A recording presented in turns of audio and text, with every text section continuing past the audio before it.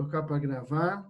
Nós teremos aí uma aula sobre um pouco de história da igreja e pretendo falar um pouco da história da igreja medieval, né, primitiva, medieval e o tempo da reforma, se tudo correr bem. Ontem eu enviei para vocês um arquivo sobre os pré-reformadores. Eu ia acrescentar aquilo na aula, mas eu vi que ia ficar muito grande, e aí eu achei por bem não colocar na aula, mandar por fora, entendeu? Assim vocês, quem quiser, pode dar uma lida lá a respeito dos pré-reformadores. Nós vamos falar bem rápido aqui sobre eles, tá bom? Vamos fazer uma oração, a gente já faz a leitura bíblica e a gente dá início na aula, tá bom? Eu vou pedir para o presbítero Tarcísio nos conduzir em oração, pode ser? Obrigado.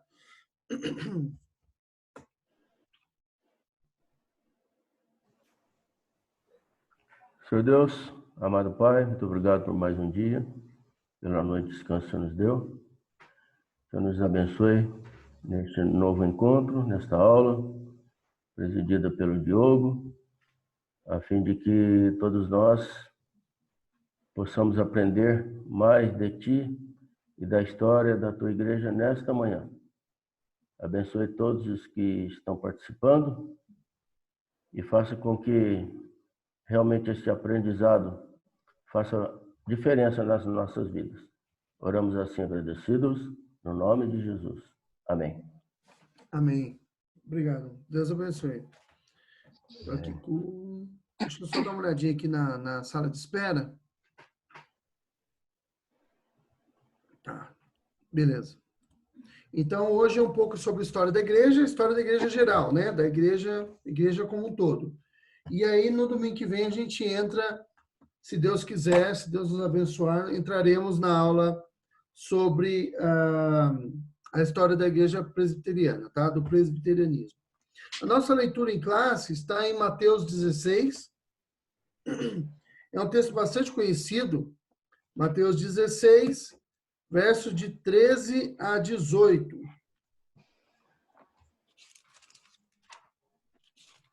Mateus 16, verso de 13 a 18. Vou ler, tá bom?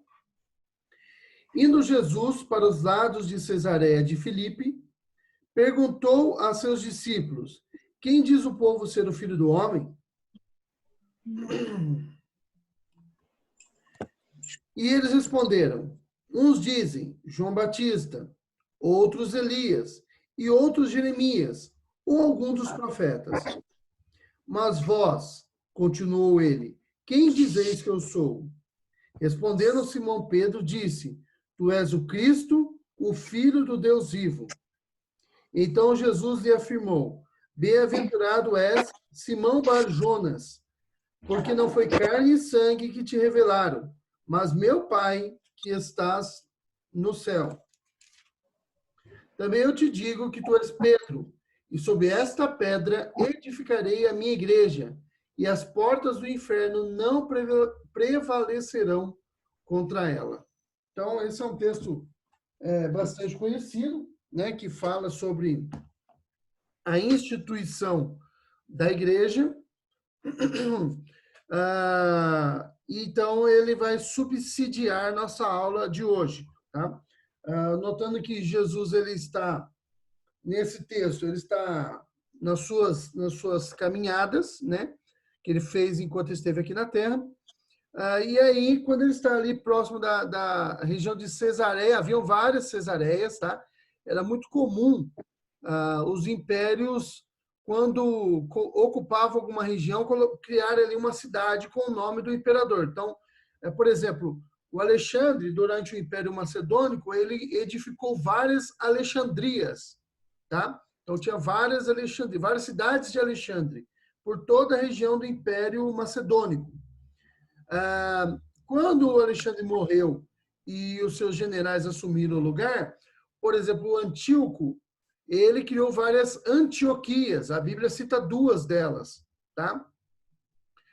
E quando o Império Romano ocupou os espaços aí ali europeu, né? Ocupou praticamente quase toda a Europa, e ali aquele Oriente próximo, ali a região ali da Palestina, ele criou cidades chamadas Cesareias, tá? Essa é a Cesareia de Filipos, ou de Filipe. E, então, ali, quando Jesus estava andando por ali, ele tem essa conversa, né? Quem as pessoas dizem que eu sou? E aí cada um tinha uma, né? Os discípulos falaram, olha, alguns dizem que você é um dos profetas que retornou, né? Tinham várias respostas sobre isso. E aí Jesus pergunta, e vocês, quem dizem que eu sou? E aí eles responderam, né? Pedro responde, né? Tu és o Cristo, o Filho do Deus vivo. E aí ele faz essa declaração. Essa declaração que Jesus faz a respeito da igreja, né? Ele se apropria de uma palavra grega chamada, né? A palavra grega eclesia, que significa a Assembleia dos Cidadãos, né? Os chamados para fora. Jesus utiliza essa palavra que é traduzida para português como igreja, né? A palavra eclesia. E aí Jesus fala, olha, contra mim, eis que sobre essa pedra, essa rocha, eu edificarei a minha igreja. Existe uma discussão aí quem seria essa pedra. Alguns, principalmente os católicos, afirmam que a pedra é Pedro, porque a palavra, o nome Pedro é uma palavra grega Petros, e aí Jesus fala sobre essa Petra, que é uma outra palavra grega que significa pedra grande, Petros é pedra pequena e Petra é pedra grande. Mas os católicos entendem que o Pedro, a pedra ali é o próprio Pedro. Então, a igreja estaria edificada sobre o Pedro. Alguns grupos protestantes dizem que não, que é um trocadilho de palavras feitos por Jesus. E aí ele está falando, você é pedra pequena, mas sobre essa rocha, ou seja, sobre essa afirmação que você disse agora, que eu sou o Cristo, filho do Deus vivo, eu edificarei a minha igreja. Mas eu não quero entrar nessa discussão da pedra aí, porque não é sobre isso que eu quero falar, mas só o que Jesus fala, né? Sobre ela edificarei a minha igreja. Eu acredito que a pedra ali é Jesus, não Pedro, não o apóstolo. É sobre Jesus que a igreja está edificada. As portas do inferno não prevalecerão contra ela. A ideia que algumas pessoas têm, eu já vi pessoas ensinando isso, é que a pedra, ou melhor, que as portas do inferno elas estão abertas e os inimigos saindo contra a igreja, mas não é esse o simbolismo. A porta ela é um símbolo de defesa, tá? Quando a Bíblia fala, Jesus fala que as portas do inferno não prevalecerão contra ela, a ideia que Jesus está passando é que o inferno está tentando se proteger dos ataques da igreja, mas a igreja vai destruir a porta do inferno e vai saquear de lá o que lhe pertence. Tá? Então, a porta ali, o diabo não está na ofensiva, o inferno não está na ofensiva, o inferno está na defensiva. Porque quando você cercava uma cidade no mundo antigo, você estabelecia um cerco, o local onde você atacava as muralhas, mas principalmente as portas. Porque entre a muralha e a porta era sempre o local mais frágil. Então, os ataques, né, eles atacavam as muralhas e a porta, mas com a intenção de destruir as portas. Né? Porque, às vezes, o que acontecia? Na tentativa de invadir a porta, jogava óleo quente, enfim, sobre os invasores. Então, eles atacavam vários pontos da muralha, mas principalmente a porta, porque ela era o local mais frágil.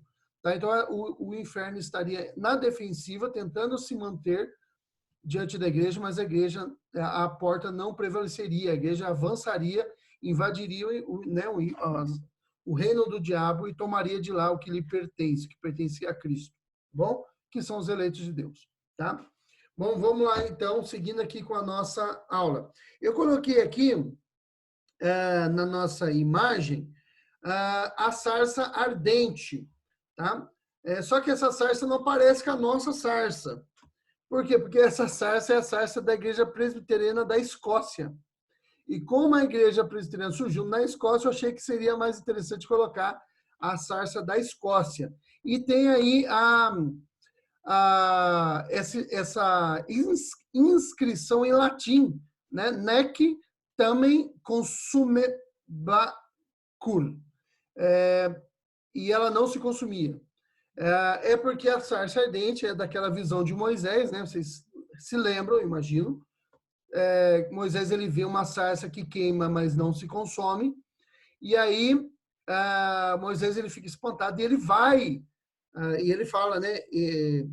Irei até lá e verei essa grande visão. E aí, quando ele está indo, Deus está naquela sarça e fala para ele, olha, tira a sandália dos teus pés, pois a terra onde pisa é terra santa. E aí Deus conversa com Moisés ali, naquela sarça. Ali é lógico que é Deus ali numa visão como descrever, não é um antropomorfismo, mas é uma porque não tem forma de homem ali, né? Mas não é antropos, né? Mas ali é uma figura que o Moisés poderia compreender, uma figura física de algo que é espiritual, tá bom? E aí ele está vendo aquela sarça e ele vai até lá, e esse é o símbolo da igreja presbiteriana. Mas ela não se consumia. Queima, mas não se consome, tá bom? Vamos seguir aqui com a nossa aula. Introdução. Antes da fundação do mundo, Deus já havia planejado salvar os seus eleitos. Efésios capítulo 1, verso 4. Eu vou ler para vocês que está escrito aqui. Ó. Efésios 1, 4 diz o seguinte. Efésios 1, 4. Assim como nos escolheu nele, antes da fundação do mundo, para sermos santos e irrepreensíveis perante ele, e em amor nos predestinou, e aí vai para o 5, tá? Mas o que eu quero, o 5 completa a ideia, mas o 4 aqui já nos dá a ideia que eu quero passar para vocês. Nós somos escolhidos antes da fundação do mundo. Então, antes que o mundo existisse, antes que nós existíssemos, Deus já havia planejado nos salvar, tá? Fazia parte do plano de Deus criar uma organização para arrebanhar os seus eleitos. Então, Deus planejou lá na eternidade salvar indivíduos, mas ele já, junto com o plano de salvação de indivíduos, havia um plano de arrebanhar, ou seja, de juntar, de unir esses indivíduos num local só, ou num local onde eles possam um auxiliar o outro nas suas dificuldades, um aconselhar o outro, onde eles possam exercer amizade, onde eles possam desenvolver os seus dons, onde eles possam aprender de Deus, tá bom? Exercer o amor, o fruto do Espírito, enfim, essas coisas todas. Assim sendo, existe um sentido em que a salvação é individual, ou seja, Deus salva indivíduos, né? A gente costuma dizer isso. A salvação é um ato individual, realmente, a salvação é individual. Existe também, porém, né, existe também um sentido em que a salvação é coletiva. Porque, embora Deus salve indivíduos, esses indivíduos não ficam soltos por aí. Sempre que a Bíblia vai usar figuras de linguagem para explicar a respeito da relação da igreja, ela utiliza linguagem do coletivo. Nós somos ramos de uma mesma árvore, nós somos membros uns dos outros, né? Nós somos Jesus é a cabeça de todo o corpo, que bem ajustado funciona para a glória de Deus, para o crescimento. Então, nós somos membros uns dos outros. E a ideia que Jesus passa, ou a Bíblia passa, Paulo ali no caso, né, falando dos membros uns dos outros, ele passa, quando ele trata dessa questão, é que cada um seria como se cada um fosse um órgão. Lembra que ele falou, olha, se todos fossem olho, que seria do corpo? Se todos fossem dedo, que seria do corpo? Todos fossem mão. Então, um não pode dizer para o outro, olha, porque eu sou olho, eu não preciso da mão. Então, cada órgão, o corpo precisa de todos os órgãos, e todos os órgãos funcionando bem, o corpo todo estará sadio, funcionando bem. Né? Então, não tem essa de membro mais importante. Todas as funções são importantes e todos auxiliam ao outro, né? um auxiliando o outro para que o corpo funcione bem, para a glória de Deus. Tá? Então, há um sentido que a salvação é individual, mas há também um sentido que a salvação é coletiva. Tá bom? Uma vez que os eleitos, indivíduos, né, se reúnem em uma comunidade da fé, e isso é o sentido coletivo. tá bom? Bem, vamos seguir aqui.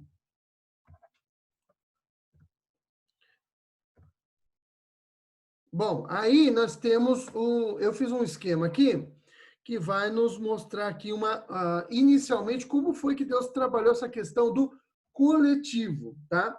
Então, assim, nós temos a salvação, né? O indivíduo, Deus escolhe indivíduos, mas ele reuniu inicialmente esses indivíduos num grupo. Que grupo era esse? A família, tá? Então, o primeiro grupo onde, se nós formos ver lá lá em Adão, né?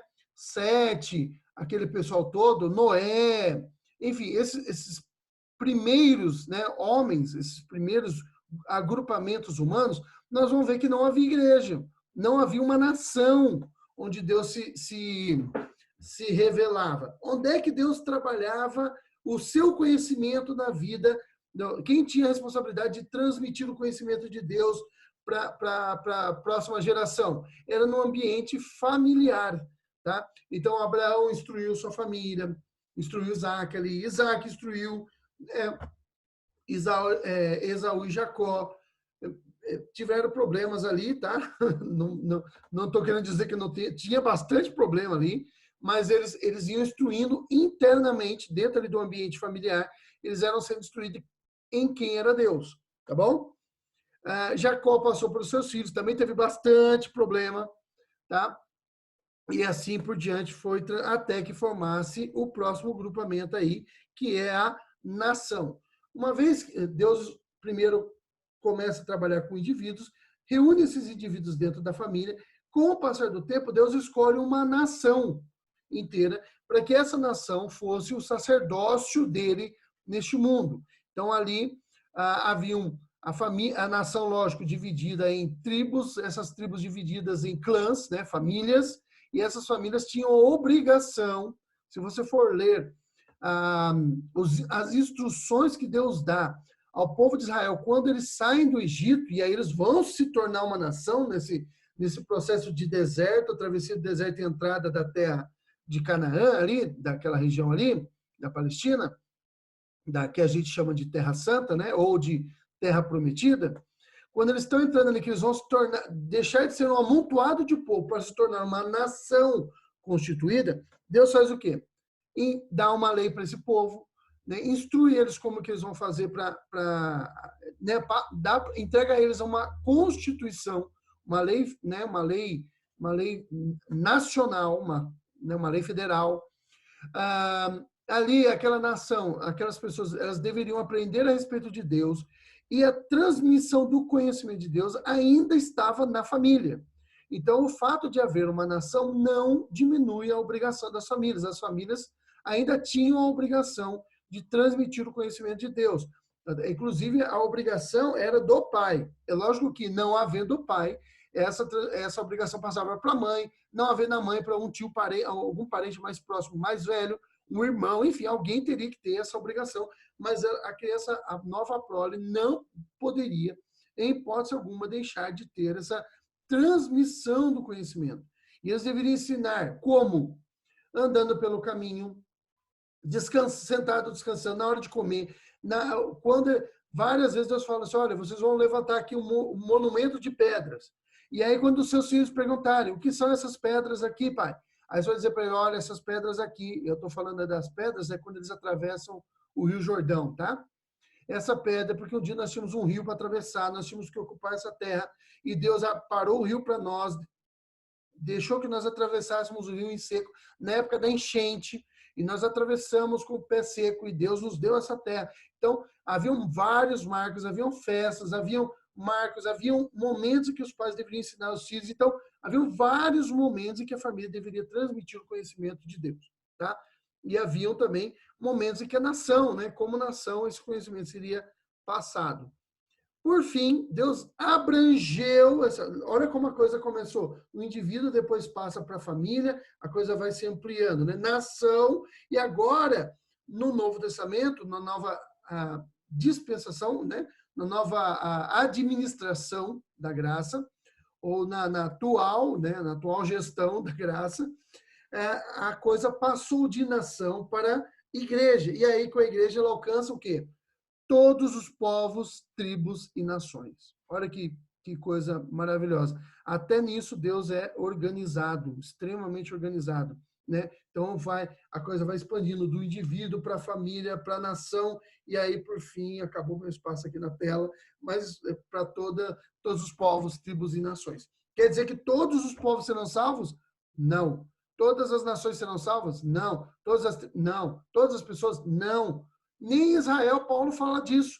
Nem todos que estão em Israel são verdadeiros israelitas. Eles eram israelitas de fato, tá? Nascidos ali da descendência de Abraão, mas não eram israelitas no sentido da promessa, eles não seriam salvos, não havia essa ideia de que todo o israelita seria salvo, tá bom? Paulo trata disso. Legal até aí? Então Deus teve esse plano de salvar indivíduos, mas esses indivíduos estariam inseridos em uma comunidade. Legal até aí? Tranquilo? Vamos lá. Primeira igreja é chamada de igreja primitiva, a igreja dos primórdios, tá? A igreja dos seus primeiros momentos, do primeiro século, comecinho do segundo século, é chamada de primeira igreja. Existe uma discussão aí de quando termina o período da igreja primitiva. Uns acreditam que é o ano 70, porque foi a destruição de Jerusalém, e com a destruição de Jerusalém no ano 70, olha, deixa eu explicar com calma aqui. Nós estamos hoje no ano 2070, 2070 é complicado, hein? 2020. Nós estamos no ano 2020. Desculpa aí o equívoco. Nós estamos no ano 2020. Então, pensa que no ano 70, tá? 1, 2, 3, 4, 70. No ano 70, Jerusalém foi tomada, foi destruída, e os líderes da igreja que estavam em Jerusalém foram obrigados a abandonar Jerusalém. Tá? Pedro, enfim, foram obrigados a abandonar Jerusalém, porque Jerusalém não existia mais. Tá? Foi tomada pelo Império Romano. Já estava sob ocupação romana, mas houve uma revolta dos judeus, e nessa revolta, no ano 70, os romanos destruíram de uma vez por todas Jerusalém. Tá? Sobrou ali da cidade o Muro das Lamentações, que está de pé até hoje. Tá bom? É uma parte externa do muro do templo. Tá bom? E aí os apóstolos que permaneciam em Jerusalém foram obrigados a abandonar Jerusalém. Alguns acreditam que esse é o fim do período da igreja primitiva. Outros acreditam que o fim do período da igreja primitiva é o ano 95 para o ano 100, tá? Aqui da nossa era, depois de Cristo. Por quê? Seria o período que em João, o último dos apóstolos, morreu. Existe uma discussão, então, não vou ficar brigando por causa disso, que não vale a pena, mas entre o ano 70 e o ano 95 acabou o período da igreja primitiva. Quando a gente pensa em primitivo, a gente pensa em homens das cavernas, tá? Mas não é isso que significa a palavra primitivo. Ela significa a palavra primitivo vem de primeira, tá? A primeira igreja. Ela não tinha um nome, tá bom? Até algumas denominações às vezes brinca. Eu já vi muita denominação falando isso. Quando lá na igreja presbiteriana de Jerusalém, né? Ou os batistas puxam para o lado deles, né? A igreja batista lá de Jerusalém, com o pastor Pedro, os assembleianos fazem a mesma coisa. A igreja Assembleia de Deus lá é brincadeira. A primeira igreja não tinha nome, era só igreja. A igreja tinha o nome de igreja, tá? Nós que hoje chamamos ela de primeira igreja ou igreja primitiva, tá bom? Embora a Igreja Católica Apostólica Romana se proclame como sendo a igreja primitiva, existem várias diferenças entre essas duas instituições. Normalmente a Igreja Católica, ou os católicos romanos, que é o católico que você conhece, tá? Eu coloquei o nome inteiro aqui da igreja, tá? Igreja Católica Apostólica Romana, mas eu vou utilizar o termo Igreja Católica daqui para frente, tá bom? Embora aqui nos slides eu coloque o nome inteiro, para diferenciar. Daqui a pouco eu vou dizer para vocês por quê. Tá? Mas eu vou utilizar o termo católico, que é o termo mais comum que a gente usa aqui para se referir à Igreja Católica Apostólica Romana. Tá bom? Normalmente a Igreja Católica ela diz que ela é a herdeira da Igreja Primitiva, que ela é a Igreja Primitiva. Tá? É que passou o tempo, mas ela continua sendo a Igreja Primitiva. Embora eles digam isso, existem umas diferenças muito grandes a respeito dessas duas instituições, a Igreja Primitiva e a Igreja Romana, tá bom? A Igreja Católica. Vamos lá, seguindo aqui então. A Igreja Católica. Deixa eu só tratar de uma questão aqui, que eu acho que seria interessante falar sobre ela. Quando no credo apostólico, você já deve ter recitado o credo apostólico.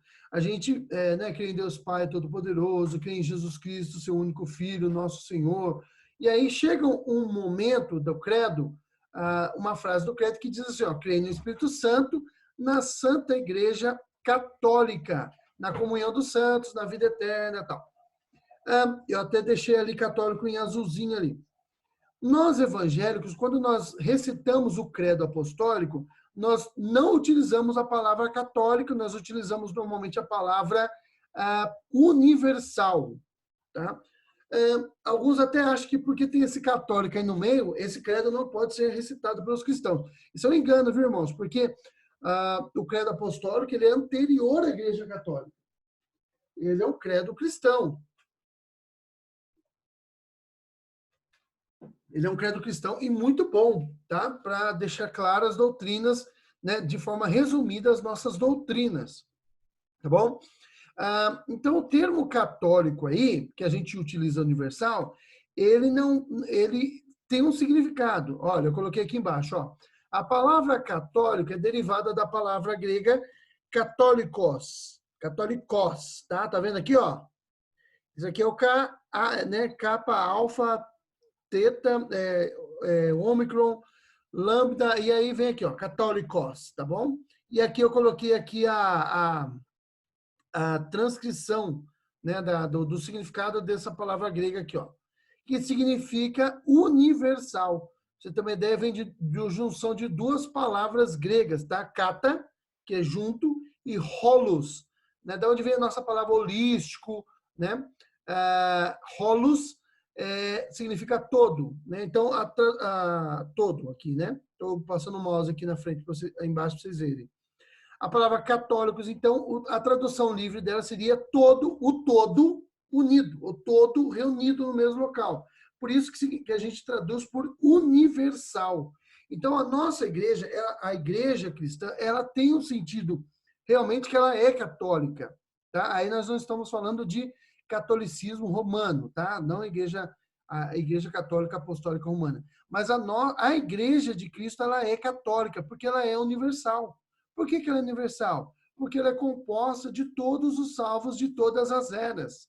É aquilo que a gente chama, em teologia sistemática, de igreja invisível, que é formada pelo todo de salvos de todas as eras, tanto do Antigo Testamento quanto do Novo, de todas as nações. Então, ela tem esse sentido abrangente, universal. Então, a Igreja de Cristo, ela é realmente católica, porque ela é universal, tá? Ela só não é aquela denominação, né, Igreja Católica Apostólica Romana, que ela tem vários problemas doutrinários que nós vamos tratar aqui. Não adianta nós tentarmos harmonizar, é irreconciliável as diferenças entre a Igreja Católica e as igrejas protestantes, tá bom? Por diversos motivos que nós vamos tratar de forma superficial hoje aqui na nossa aula, tá bom? Vamos lá. Seguindo aqui. Diferença preliminar entre a igreja primitiva e a igreja católica apostólica romana. Eu vou depois passar uma lista aqui de ensinos controversos, vamos dar o nome correto às coisas, ensinos heréticos que a Igreja Católica Apostólica Romana ensina. Eu vou dar a lista aqui daqui a pouquinho para vocês e quando elas foram colocadas oficialmente entre as crenças católicas. Mas, inicialmente, nós temos aqui uma diferença básica entre a Igreja Católica Apostólica Romana e a Igreja Primitiva. A primeira delas é o sistema de governo, tá? O que é o sistema de governo? É um sistema de administração. Como essa igreja é governada, como ela é administrada. A igreja primitiva era governada por um sistema presbiteral, tá? Vou ler com vocês Tito.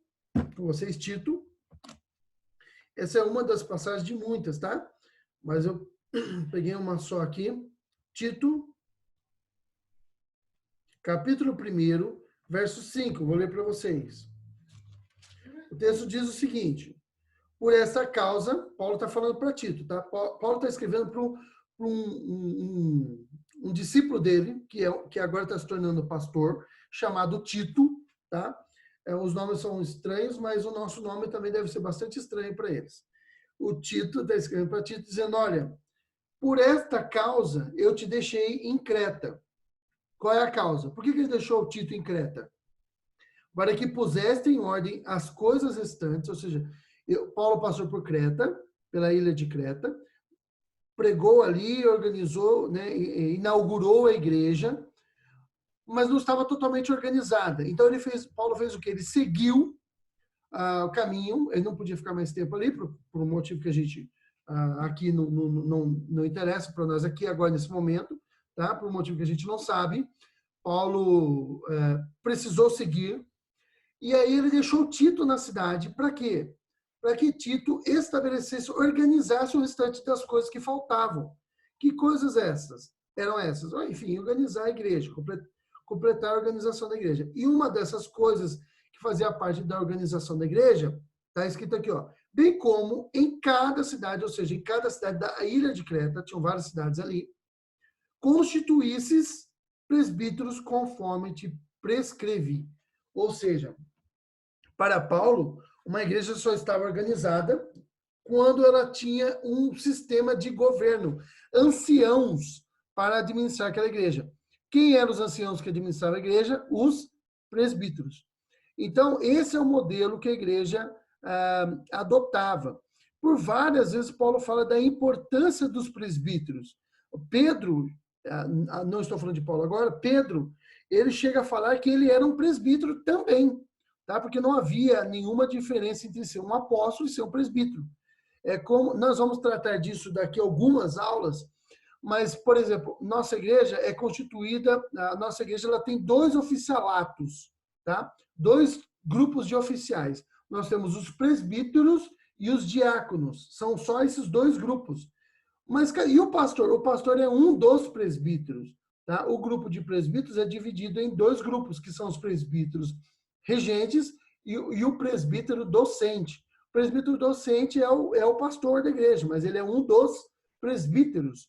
E o presbítero e os presbíteros regentes são os demais presbíteros junto com o pastor, tá bom? Então, tanto é que assim, nas decisões da igreja, o voto do pastor conta como voto igual a dos outros presbíteros em nossa igreja presbiteriana, tá bom? Normalmente o pastor ele só vota quando está empatada ali a votação e ele acaba dando o seu voto de Minerva, né, que a gente chama.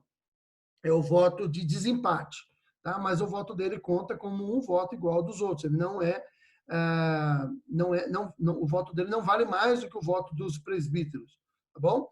Então, era assim que era organizado a igreja primitiva. Havia a Assembleia dos Anciãos, né, que eram os presbíteros, a palavra presbítero significa ancião, e os presbíteros, eles administravam a igreja, administravam, enfim, os recursos, administravam a disciplina, administravam a doutrina, então eles tinham ali a incumbência de administrar aquela igreja. Então, a igreja primitiva era administrada dessa forma.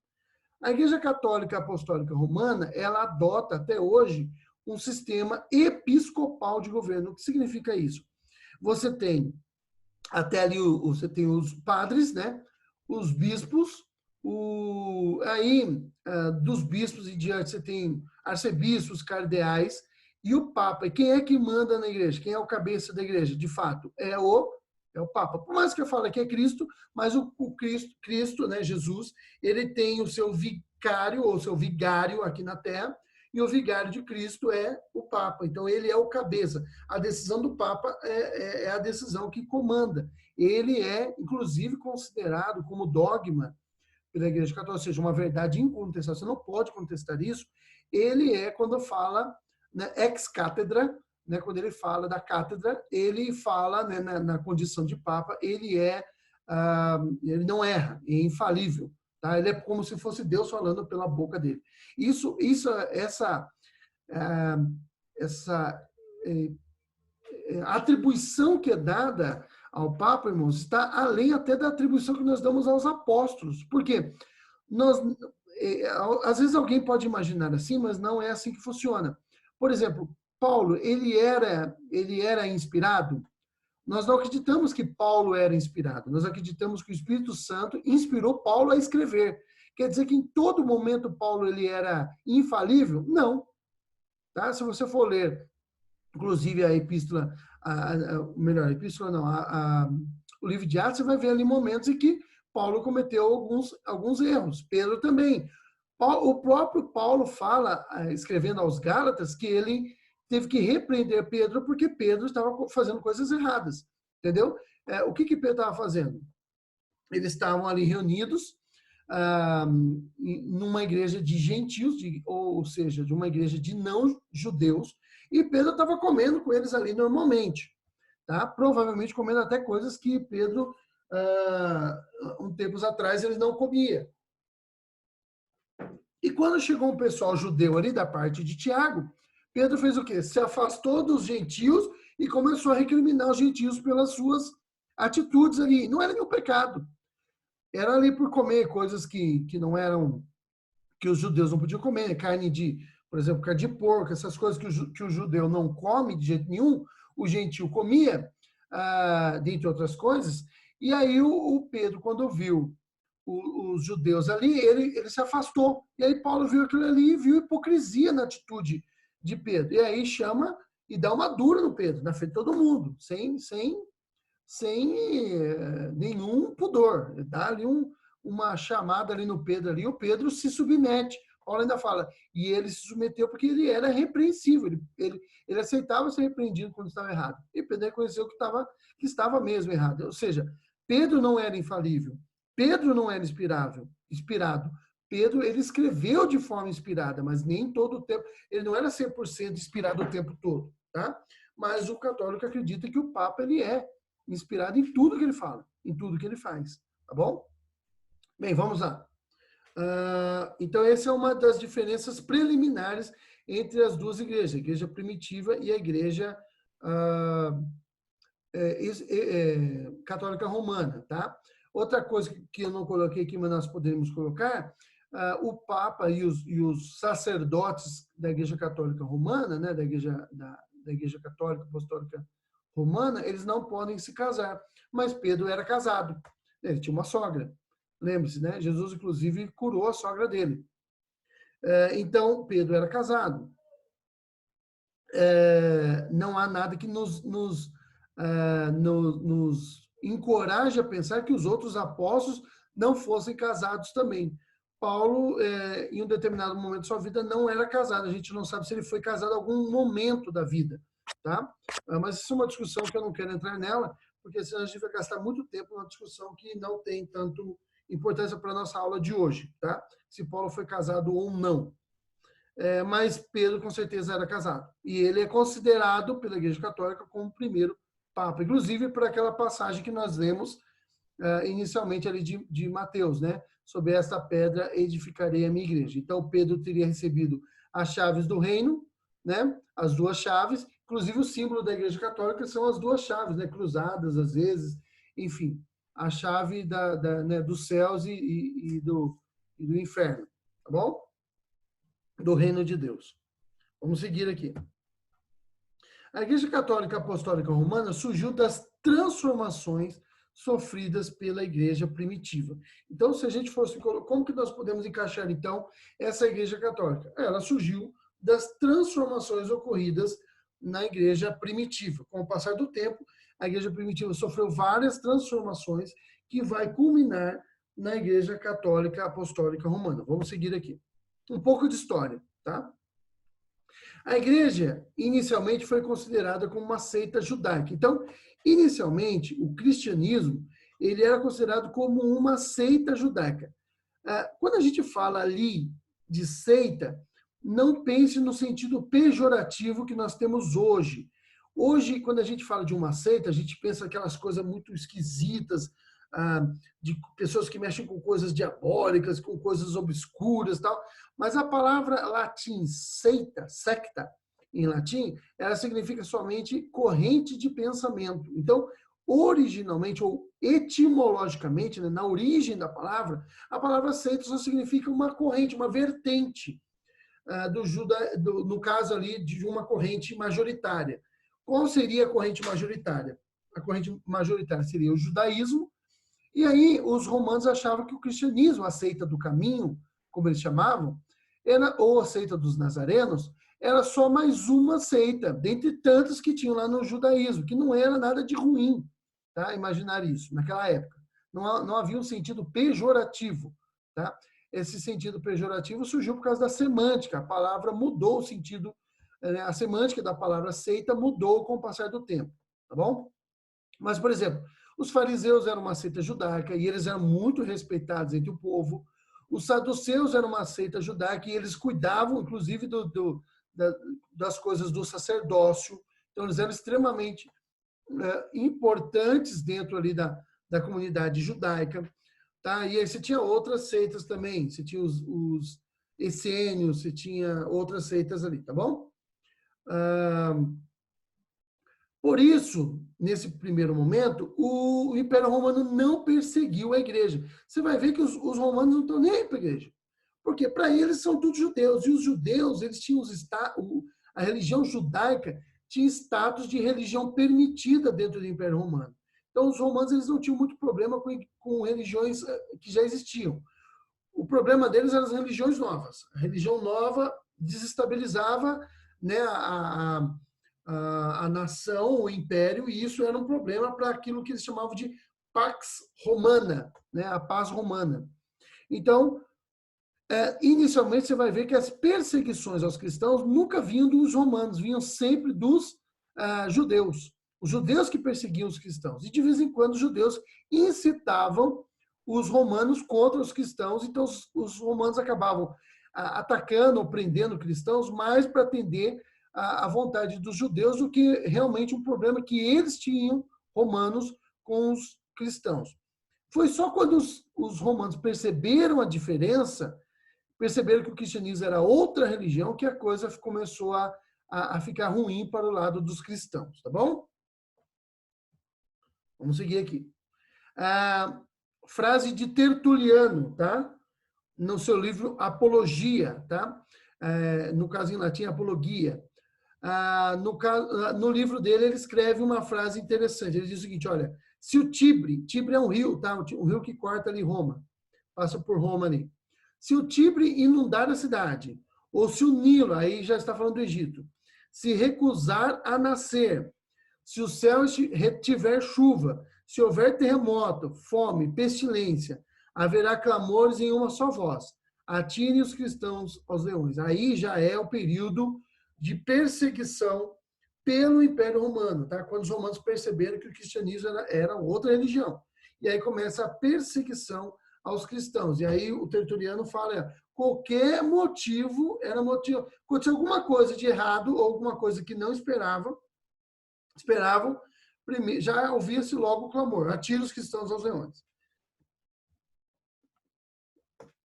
Os cristãos, assim que eles começaram a ser perseguidos pelos romanos, eles eram acusados de cometerem diversos crimes. Olha só os crimes que eles eram, é até meio estranho, né? Eles eram acusados de serem ateus, tá? Mas como isso, cara? O cristão não é ateu, ele crê em um Deus. Só que esse termo, esse conceito de ateísmo, ele é um conceito também, assim, volátil, ele mudou muito com o passar do tempo, tá? Se você não adora o Deus oficial, você é considerado ateu. O próprio Sócrates, ele foi condenado estou falando de Grécia, tá bom? Grécia Antiga, Atenas ali. Ele foi condenado à morte tomando um copo de cicuta, né? Que é veneno, porque ele foi considerado ateu. Mas se você for ler os escritos de Sócrates, não deixou nada escrito, tá? Se você for ler o relato da vida de Sócrates pelo Platão, que era o discípulo dele, você vai ver que o Sócrates ele não era ateu, ele cria em Deus. Ele só não acreditava nos deuses do Estado, nos deuses oficiais ali da cidade, de Atenas, da polis. E por causa disso ele foi considerado ateu e condenado à morte. Então os cristãos eram considerados ateus, tá? Eles eram considerados de cometerem insurreição. Isso era um problema porque os cristãos eles eram perseguidos pelos judeus e acabava gerando revoltas. Os judeus eles eram assim, carne de pescoço, difíceis de lidar com eles. E eles perseguiam os cristãos e acabavam gerando confusão por onde o grupo de cristãos e judeus se encontravam. E aí a culpa sempre recaía nos cristãos, porque eles eram a religião mais nova, tá? Eles eram também acusados de canibalismo. Mas o cristão não é canibal. Não, mas só que assim, pensa no seguinte, irmãos. Pensa que o romano, que não entende nada de cristianismo, ele está ouvindo falar, ou ele passa no local onde está tendo um culto, e ele vê o sacerdote lá, o pastor, o presbítero, enfim, administrando a ceia do Senhor, e ele levanta o pão, e ele fala, este é o meu corpo que é partido por vós. Tá? E aí ele reparte esse pão e as pessoas comem. E ele está vendo aquilo ali, e ele está ouvindo aquilo ali, e ele não está vendo que é um pão, ou ele ouve falar que as pessoas comeram do corpo de Cristo, e aí ele pensa o quê? Que eles estão comendo o corpo de alguém que morreu.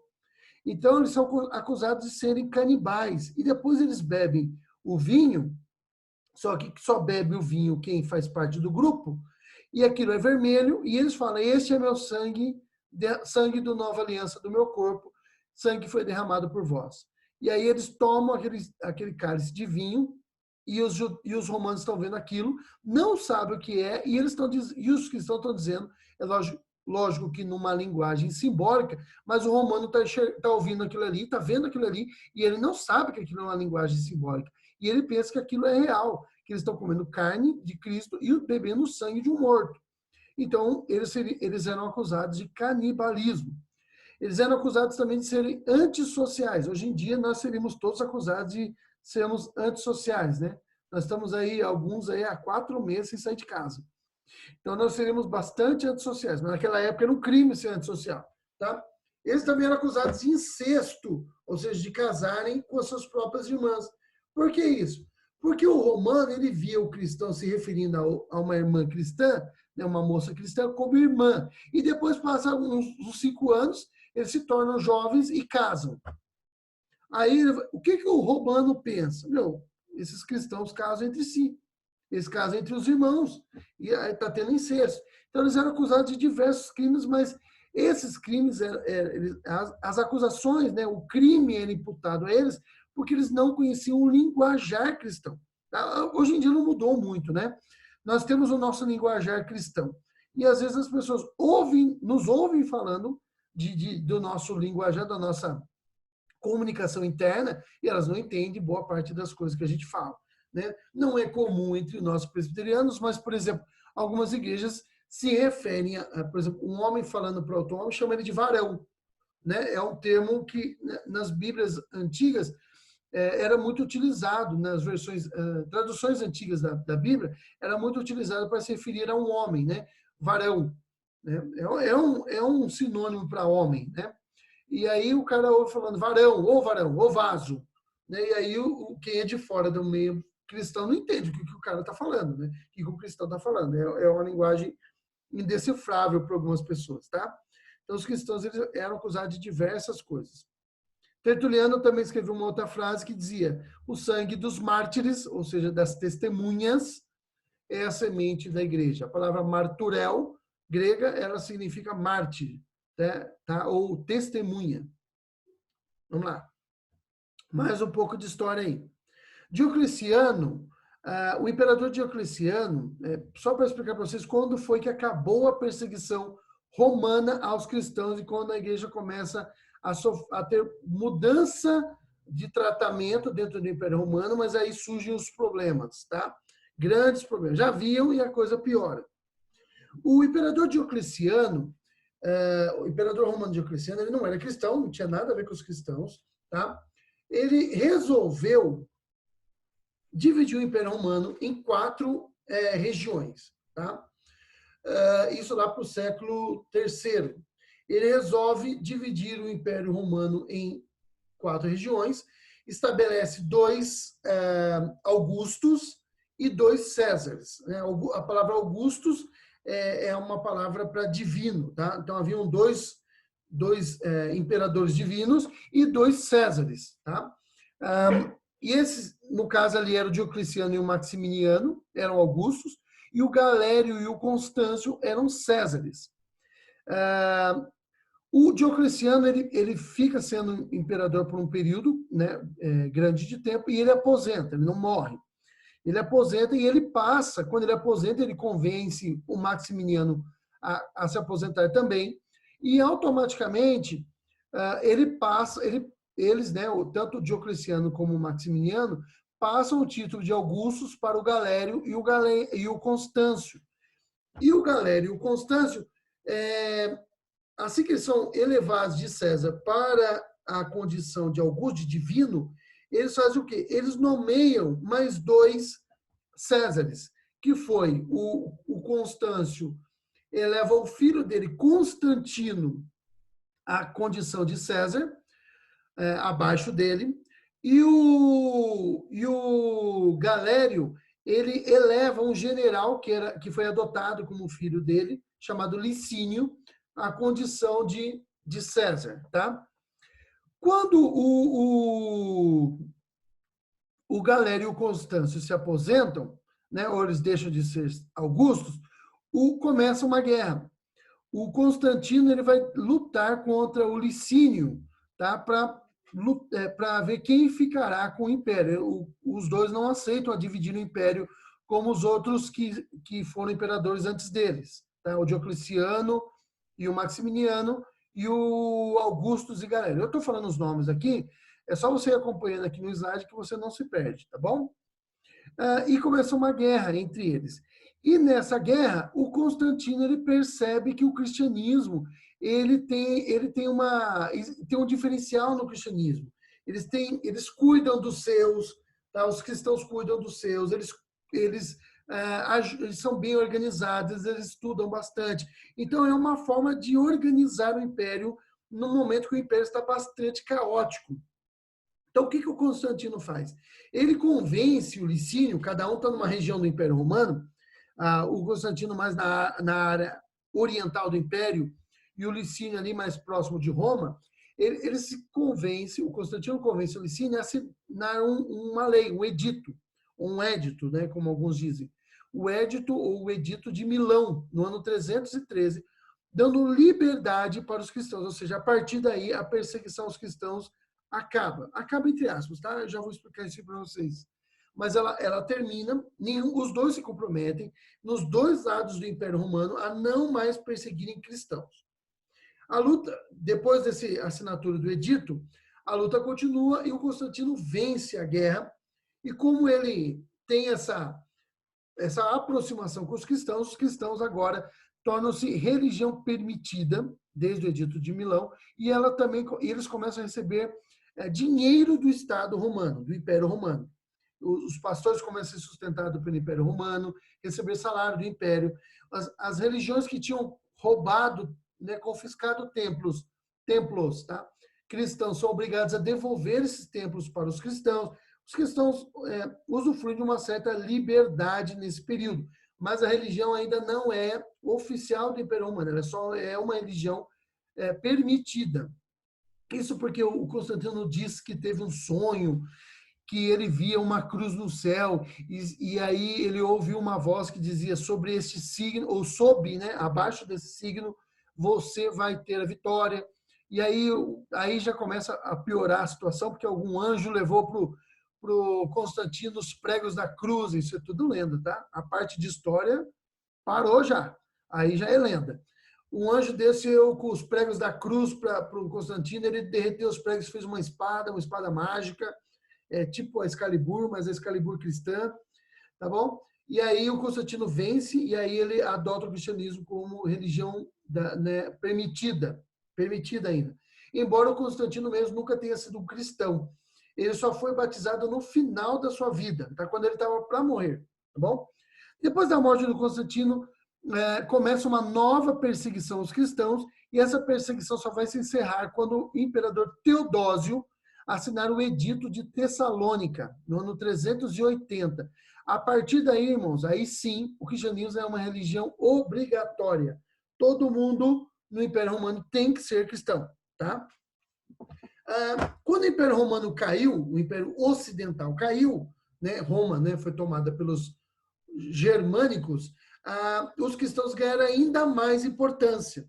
Tá? Aí que começa o problema. Começou lá desde o Constantino, agravou-se com Teodósio e piorou com os francos, né, que foram os principais protetores do cristianismo depois da queda do Império Romano. Por quê? Porque o cristianismo começou a receber muito dinheiro, começou a receber muito poder e importância dentro do Império Romano. Então, muita gente que não era cristã, não havia se convertido de fato, não havia sido transformada, que nem conhecia as doutrinas do cristianismo, começou a entrar no cristianismo e começou a perceber no cristianismo uma forma de ascensão social. Então, eles começou a ter uma prática muito grande de simonia, de comprar cargos eclesiásticos, tá? E aí o cristianismo se torna uma fonte de poder.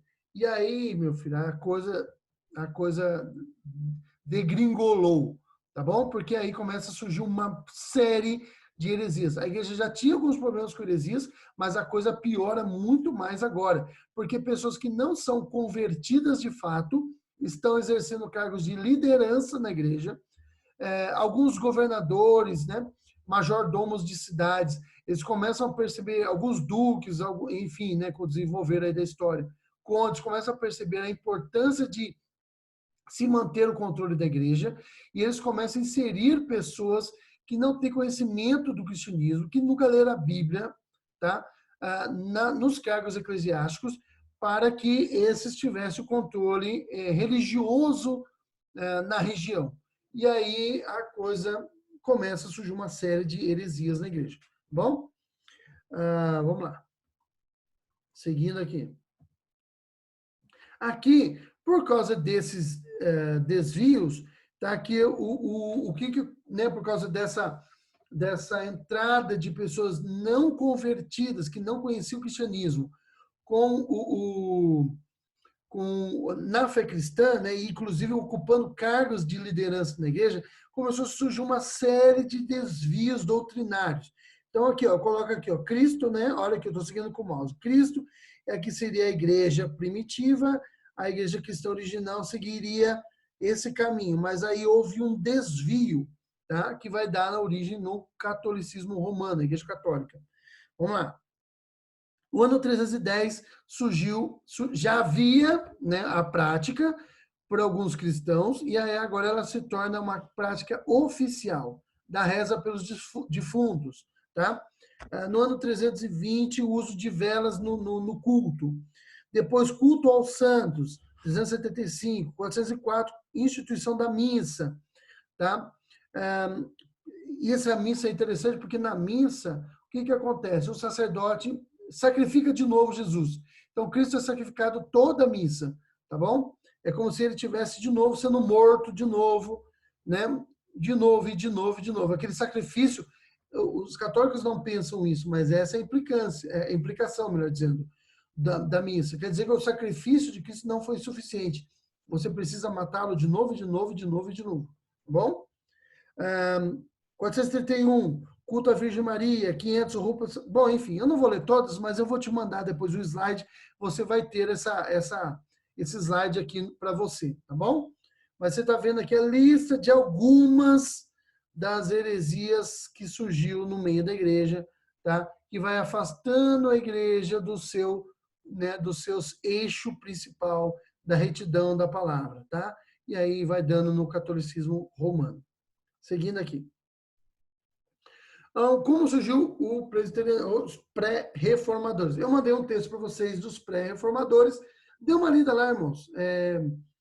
O meu trabalho de conclusão de curso de História, no meu TCC, foi baseado na Reforma Protestante. Então, eu estudei bastante. Inclusive, ali é um trecho do meu TCC. Tá? Tá, vamos lá. Os pré-reformadores mais importantes são o John Wycliffe, o inglês, tá? O John Hus, que é da Bavária, é um país que hoje não existe, mas ali é a região ali da Bavária, tá? E Girolamo Savonarola, italiano, tá? Que também, ali no artigo que eu mandei para vocês, tá com o nome dele mais aportuguesado, tá? Jerônimo Savonarola, tá? Que é uma possibilidade de tradução do nome dele. Mas italiano, né? Latinizado ali, Girolamo Savonarola. Se você for pegar o que esses homens ensinaram, irmãos, eles têm alguns probleminhas, tá? O Savonarola tem mais problemas do que os outros dois. Os outros dois ainda têm menos problema. Tem algumas heresias, mas elas são resquícios da prática católica que esses homens estão inseridos. Tá? Eles não foram reformadores, eles foram pessoas que começaram as ideias deles foram ideias que acabaram influenciando na reforma protestante. Inclusive, o Lutero era chamado de Hussiano, né? Porque ele seguia algumas das doutrinas do John Huss. Se o Lutero teve realmente alguma influência do John Huss, a gente não sabe. Mas ele seguiu alguns ensinos ali do John Huss, que era discípulo do Wycliffe, tá? Mas eles questionaram várias práticas do catolicismo. Tem aí a data de nascimento deles aí, da morte. Essa interrogação perto da data de nascimento aqui do Wycliffe, do Huss, é porque nós não temos certeza se eles nasceram nesses anos, mas é por volta de, no caso aqui do Wycliffe, de 1328 e do Huss de 1373, tá bom? Vamos aí que o nosso tempo urge e já falta 1 minuto para acabar a aula. Talvez eu não acabe em 1 minuto, mas acaba aí no máximo 35 a gente acaba, tá? Vamos lá. Martinho Lutero. Martinho Lutero, ele era um monge agostiniano, ele era católico, tá bom? Ele tem uma história do Lutero, tem até um filme dele, tem um documentário, a Igreja Presbiteriana lançou um documentário sobre a nossa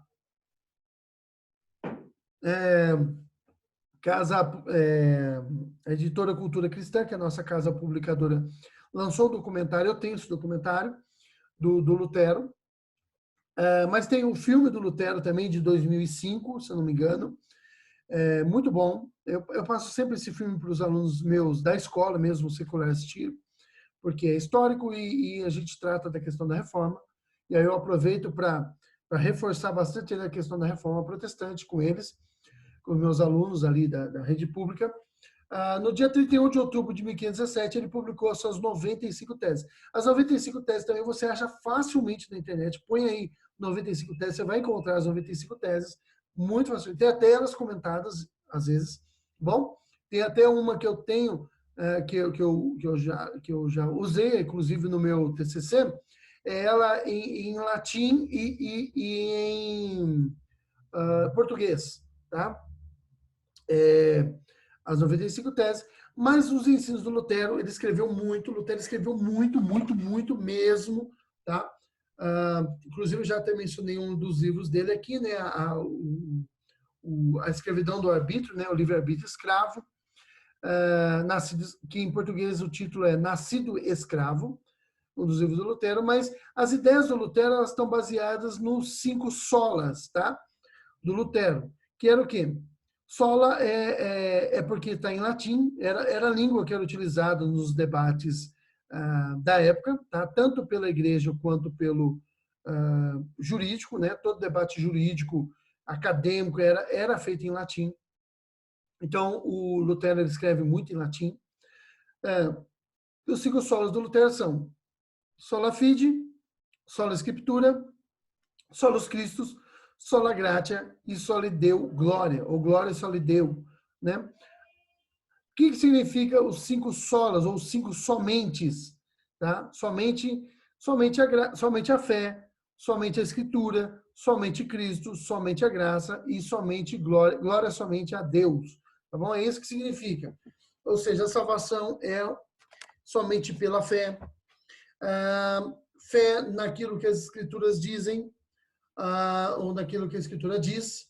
Somente Cristo é o Senhor da igreja, né, e é o Salvador. Somente a graça, somos salvos somente pela graça, acessada pela fé, e somente Deus que merece a glória. Não tem uma ordem, tá? Aqui nos solos, não tem qual vem primeiro, não tem. Tá? A gente organiza de qualquer forma. Eu coloquei aqui dessa forma, mas poderia ser de qualquer outra. Tá bom? Esses são a base da reforma protestante, que dá origem às igrejas evangélicas, tá bom?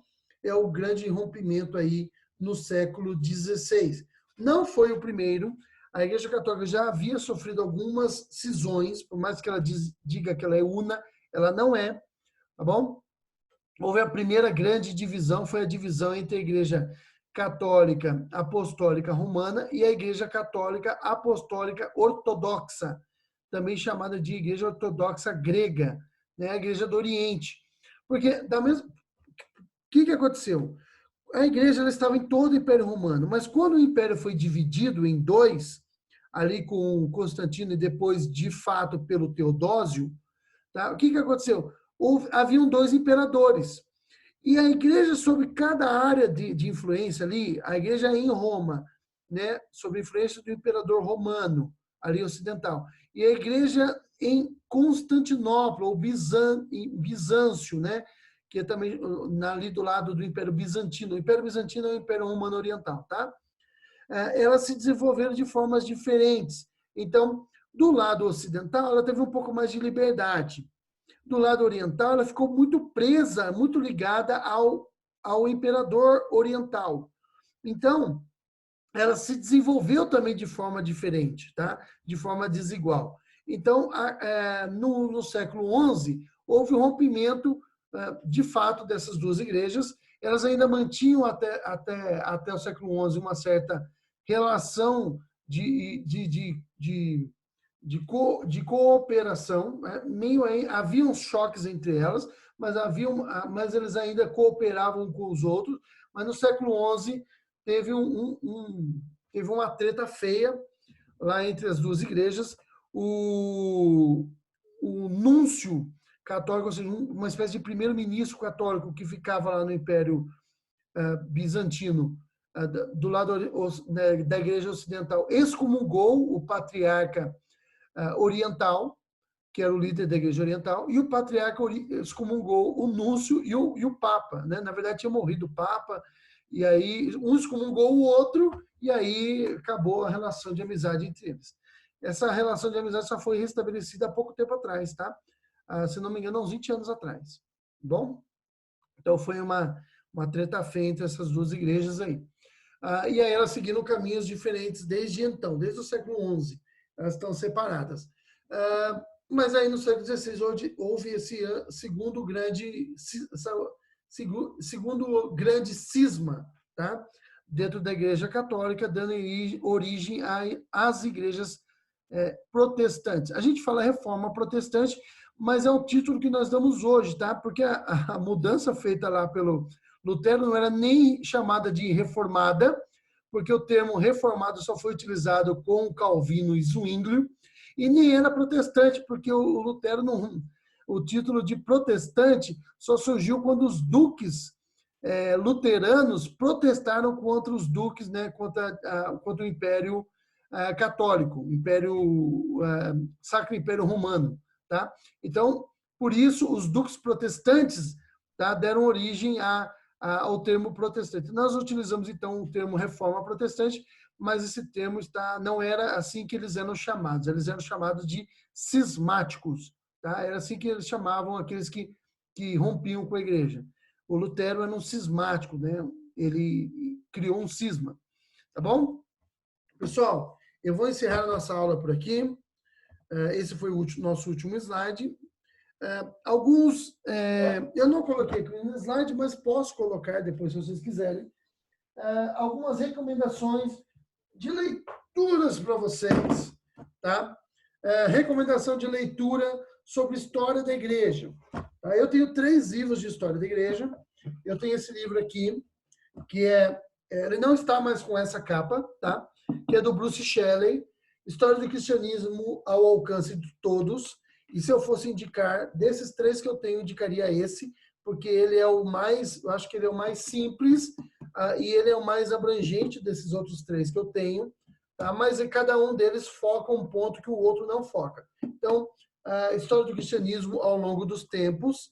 Eu vou interromper aqui o compartilhamento para eu poder ver todos vocês aqui, ou pelo menos a maioria de vocês. Então, indico a leitura, se vocês puderem comprar. Ele está com uma outra capa, essa capa é antiga. Esse livro meu aqui é de 2000, eu ganhei esse livro do Instituto Cristão de Pesquisas, por umas colaborações que eu fiz a eles em 2005, tá bom? Esse livro aqui, História da Igreja, do Robert Nichols, também é muito bom, tá? Ele é um pouco menor do que o livro do Shelley, tá? Ele é um pouco menor, mas ele foca alguns pontos que o Shelley não foca, tá? Mas ele é bom também. Esse livro aqui, Os Dois Reinos, eu adquiri ele por causa do seminário. Ele até em alguns pontos, ele é um pouco mais abrangente do que o Shelley, tá? Mas eu não gosto muito da abordagem que ele tem, mas ele é muito bom, tá? Então ele completa aquilo que o Shelley não fala, ele completa algumas vezes, mas eu não gosto muito da abordagem dele. O Shelley, se você adquirir o livro do Shelley, você vai ver que às vezes o Shelley não se posiciona sobre alguns temas que você gostaria que ele posicionasse. Você tem vontade de, quando está lendo Shelley, pensar assim, puxa, mas por que ele não fala o que ele pensa a respeito disso? O Shelley não faz isso, irmãos, porque ele tem uma abordagem mais de historiador, embora ele seja um evangélico, tá? Ele é cristão, ele é um pastor, ele é PhD em teologia, mas nesse livro aqui, ele tem uma abordagem mais histórica. Então, ele vai tentar, e na maioria das vezes ele consegue. Eu já li esse livro aqui 2 vezes, eu gosto bastante. Eu gosto de ler livros históricos, porque eu professor de história, né? Sabe como é que é, né? Então, mas ele tem uma abordagem bastante de professor de história mesmo, na sua abordagem da história da igreja. Então, eu gosto bastante dele, mas Os Dois Reinos, ele trata de algumas coisas que o Shelley não aborda, mas ele tem uma visão assim, também, em alguns pontos, eu gostaria que ele se posicionasse, porque ele não tem essa pegada mais historiadora, ele tem uma pegada mais de se posicionar. São 3 autores, tá? É o Robert Close, o Richard Pierran e o Edwin Yamaguchi.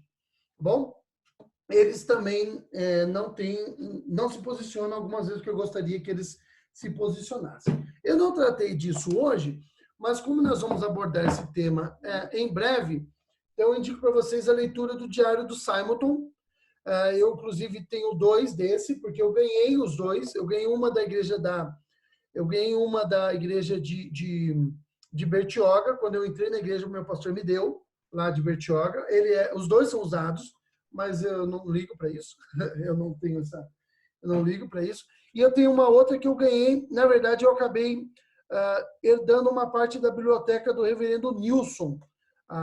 O reverendo Nilson, ele tinha dito para mim que quando eu começasse o seminário ele me daria, mas ele veio a falecer antes disso acontecer, mas a filha me deu, a filha dele depois, eu não pedi, mas ela se lembrou disso, e ela me deu uma parte da biblioteca do reverendo Nilson. Aqui, acho que quem lembra do reverendo Nilson é o Tarcísio, lembra, com certeza, talvez algum irmão, né, o Tarcísio muito mais do que eu, o Tarcísio conviveu com ele muito mais do que eu convivi poucos anos com o reverendo Nilson, um homem de Deus e que eu senti muito quando faleceu. Mas eu acabei herdando, e aí eu sempre fico com um comigo e o outro eu empresto. Eu acho que o meu, acho que está com você, né, Paulo? Depois o Paulo confirma aí, acho que está com ele. E um outro livro também que eu indico é Semeadura Presbiteriana no Sul Brasileiro. Também é legal. Outro livro que eu indico, eu só não trouxe ele aqui porque eu não tenho esse livro, que é Bandeirantes da Fé. Mas é um livro muito bom para quem quiser saber o Tarcísio está até assinando ali, né? Um livro muito bom. O pastor, se eu não me engano, ele trouxe esse livro, Bandeirantes da Fé, ele tem lá, não é muito caro, eu acho que é 29, uma coisa assim, entre 20 e 30 reais, tá? Para colocar dessa forma. Ele tem lá, se você quiser adquirir, converse com ele e ele passa para você. É um livro muito bom. Eu já li, mas não tenho ele. Me emprestaram um livro na época. Eu acho que foi até o pastor Mauro mesmo que me emprestou, não lembro. Então, eu não tenho, mas é um livro muito bom. Recomendo essas leituras para vocês aí, a respeito da história da igreja. Vai ajudar você a compreender muito e eu acho que é legal você estudar um pouco da história da igreja. Irmãos, no mais, que Deus abençoe todos vocês. Eu agradeço a presença de todos. Está aqui o Danilo, eu vou dizer pela ordem que aparece no meu monitor aqui, tá? O Danilo Fusarro, o presbítero Tarcísio, é o professor junto comigo, mas está aqui. Vi que caiu, viu, Tarcísio? Eu vi que você caiu aí.